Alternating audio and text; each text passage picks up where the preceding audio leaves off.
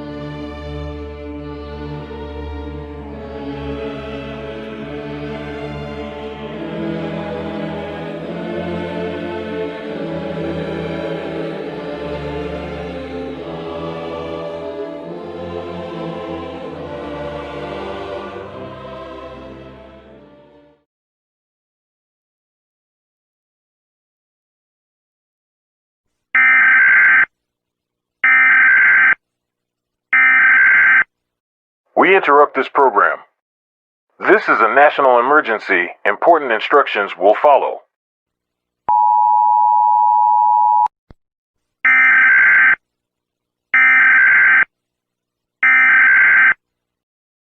The National Primary EAS system has issued a National Emergency Action Notification for the continental United States. This station has interrupted its regular program at the request of the U.S. government to participate in the emergency broadcast system. This is not a test.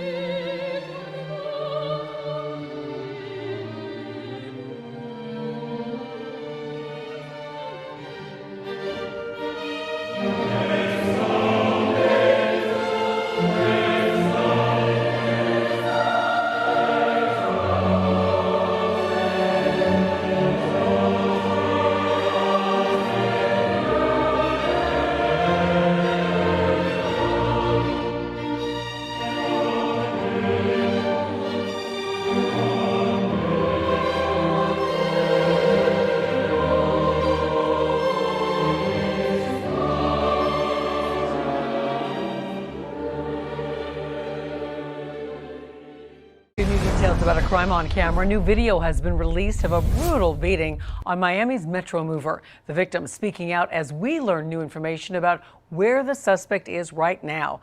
Local 10's Christian De La Rosa has the story. Well, right now, the attacker in this case is only facing a charge for aggravated assault, which is a bondable offense. But that's likely changing now. Emotionally, I am destroyed.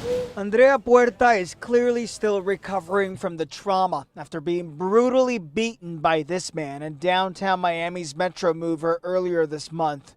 It left her with a broken rib, injuries to her back, and a concussion. But what's worse, he never should have been released in the first place. Her attacker, Joshua King, who's also accused of pouncing on two other passengers, got out of jail after being granted a $1,500 bond. He tried to kill me. But now, Local 10 News is learning the Miami-Dade State Attorney's Office is trying to revoke King's bond and put him back in custody after the one and only first exposed the disturbing video. Sources telling us the man is from Tallahassee and had a fully loaded Glock magazine on him with 14 9mm rounds in it. And the 25-year-old is now Baker acted in Delray Beach after being picked up by his parents from jail. Julian Stronley is King's attorney. It's known that we're going to be bringing up competency at this time, and we're going to be requesting an evaluation. That's to be heard on Wednesday. And Wednesday will be the next court hearing in this case, at which point we may learn if this aggravated assault charge will be upgraded. We'll keep you posted. We're in downtown Miami. I'm Christian De La Rosa, Local 10 News.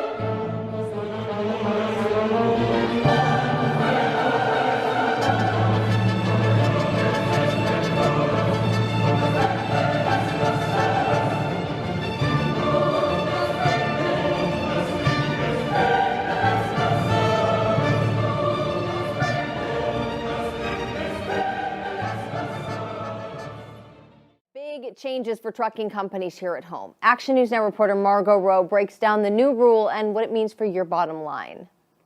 We didn't have to do this. We were running just fine. And then they made us do it, basically. This is Jace Crosswell, the founder and owner of Crosswell Trucking. His business is going through a major change due to a new regulation from the California Air Resources Board. This will dramatically affect my business. I'll have to get rid of employees, probably, and sell the trucks somewhere. The new regulation will ban truck engines 2010 and older from California roads. Crosswell has several. We head to Basra now, where crews were on the scene of a massive fire at an egg farm earlier this afternoon. The fire broke out at the Hillendale Farms location on Schwartz Road. The Salvation Army says around 100,000 chickens may have died in that fire. Multiple crews responded to help fight the flames. The fire was contained to one building, and fortunately, no one was hurt. There is no word yet on just what caused this fire.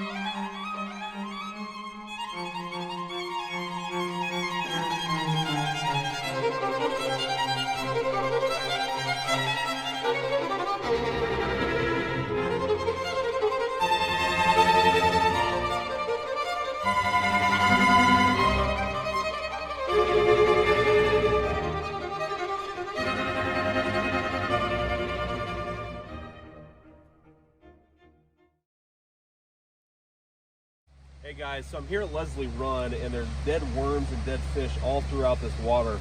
So, something I just discovered is that if you scrape the creek bed, it's like chemical is coming out of the ground. Can you come here and let me just show this to people. I don't know if you're going to see this on camera, but watch this.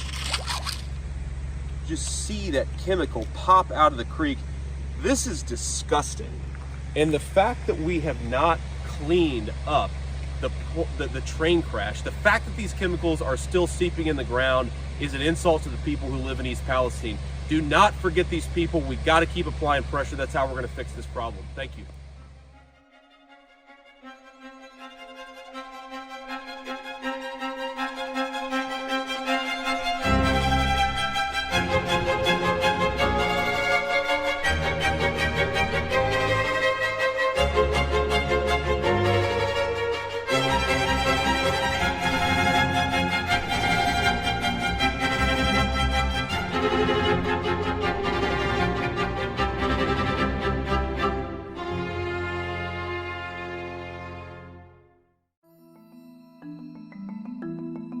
Since the U.S. began exporting crude in 2016, volumes have grown significantly, and the U.S. is now firmly on the map in terms of major global crude suppliers.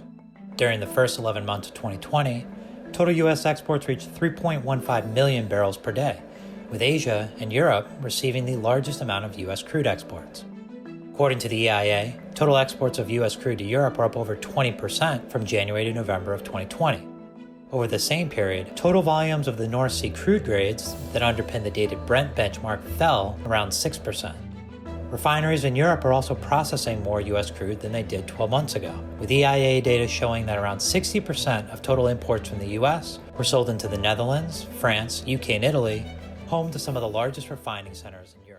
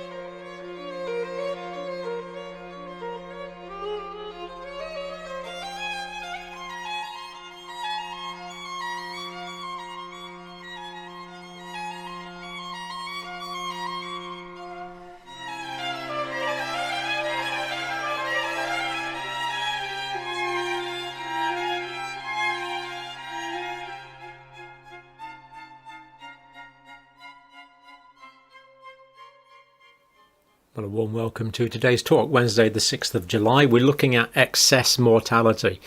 Now, basically, there's about 1,300 too many people per week dying in England and Wales at the moment, and we don't know why. It is not COVID related.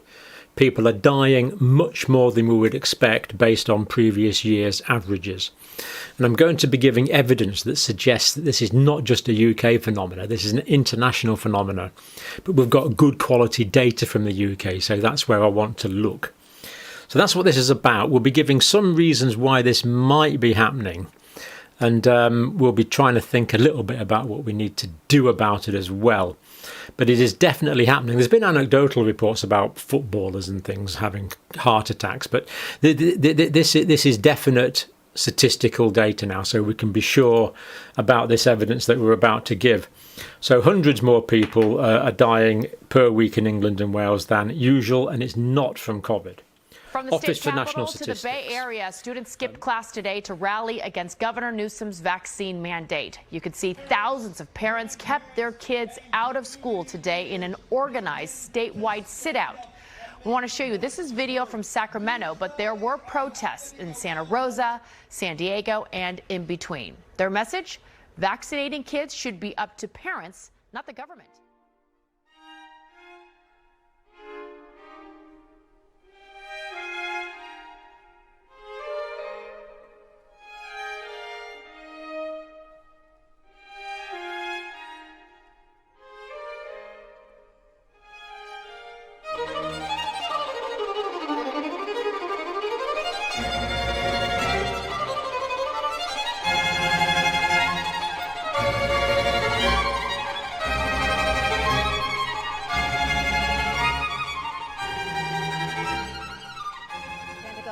tracking a suspected Chinese spy balloon flying over the U.S.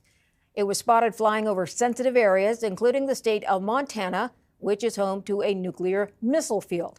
The balloon is allegedly unmanned, the size of 3 buses. It also has a technology bay underneath.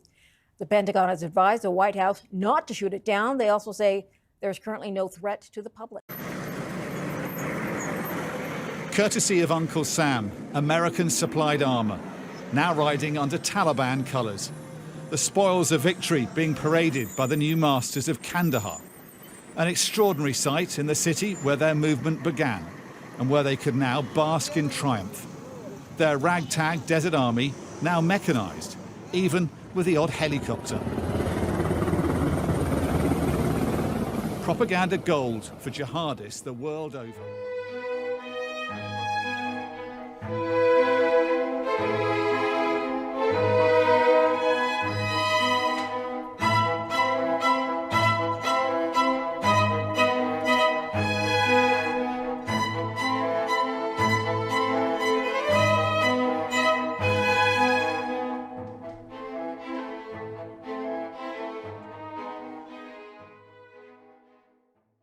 Our first segment of the day is regarding 55 schools in Chicago have found that there is 0 students proficient in math and reading. As always, support the show by hitting that like and subscribe button. Leaving us a short, sweet comment down below. Your help support would be greatly appreciated.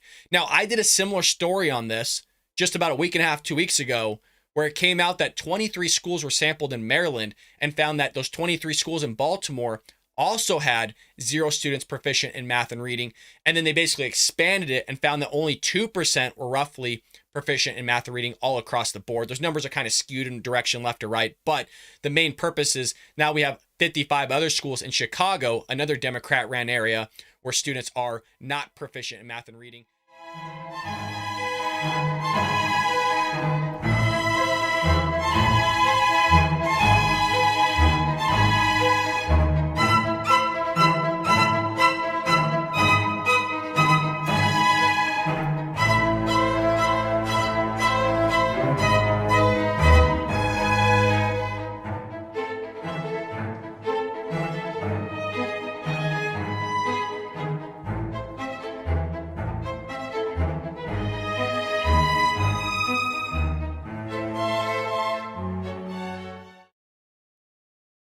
And now it's my honor to recognize the gentleman from the Sunshine State and the best Florida podcaster, Congressman Matt Gaetz.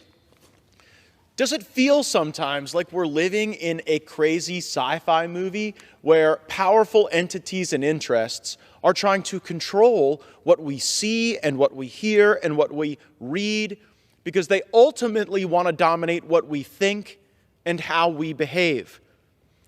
My fellow Americans, there is a broad effort underway to deplatform, demonetize, and destroy anyone who has a conservative, America First perspective. We've seen this with Newsmax, with One America News. We saw Google work to demonetize the Federalist. And my question is this: when did we become so frail as a country? When did we take the position that if we saw something we didn't agree with, that somehow that would dehumanize us and limit our ability to participate in meaningful dialogue? I think we became that frail when the left started to say that words were violence, which they are not. Speech is what liberates us from violence. It gives us an alternate path, but people get frustrated and concerned when they see that the choices that they want to make in telecommunications or the digital world are deemed unacceptable by the powers that be.